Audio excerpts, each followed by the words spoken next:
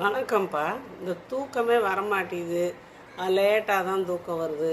அதனால் காலையில் எழுந்திரிச்சோன்னா அசதியாக இருக்குதுன்னு சொல்கிறவங்க என்ன செய்யலாம், கசகசா இருக்கு இல்லையா, ஒரு அரை ஸ்பூன் கசகசாவை ஒரு 8 மணிக்கு கூட நீங்கள் தண்ணியில் கொஞ்சம் குடிக்கிற தண்ணியில் ஊற வைங்க.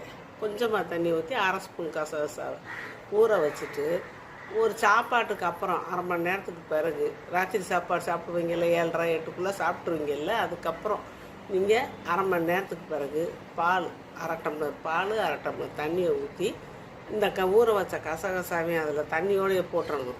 நூண்டு தண்ணி தானே ஊற்றிருக்கோம், அதோட ஊற்றி நல்லா கொதிக்க விடணும்ப்பா. கொதிக்க விட்டு ஒரு 3/4 டம்ளராக வரவும் அதை நீங்கள் பனங்கற்கண்டு போட்டு வெறுப்பாக இருக்கும்போது, இல்லை சூடாக தான் குடிக்கணுன்னா கூட சூடாக குடிக்கலாம். அப்படி குடிச்சிட்டு படுத்திங்கன்னா உங்களுக்கு நல்லா தூக்கம் வரும்.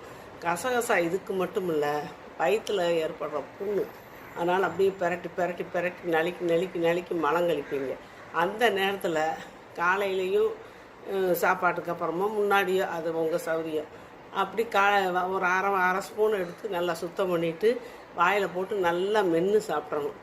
காலையிலையும் நைட்டும் இப்படி 3 நேரம் 3 நாளைக்கு, 2 நேரம் 3 நாளைக்கு இப்படி சாப்பிட்டு வந்தீங்கன்னா உங்களுக்கு அந்த வயிறு நலிக்கி நலிக்கி நலிக்கி சளி மாதிரி போகிற அந்த வயிற்று பிரச்சனைகள்லாம் சரியாயிடும். அதனால் சின்ன குழந்தைகளுக்கு கூட நம்ம ஒரு 6 மாதம் 8 மாதம் உள்ள குழந்தைகள்லாம் கசகசா மென்று சாப்பிட முடியாது. பெத்த தாயே வாயில் போட்டு நல்லா மென்று ஒரு சுத்தமான வெள்ளை துணியை துப்பி புழிஞ்சு குழந்தைகளுக்கு அதை காலையிலையும் சாயந்தரமும் ஒரு சங்களவு அந்த இதை கொடுத்தோம்னா, அந்த ஜூஸை கொடுத்தோம்னா அவங்களுக்கும் அது சரியாக போகும். ஏன்னா அவங்க நாளைக்கு போகிறதெல்லாம் நிற்கும்.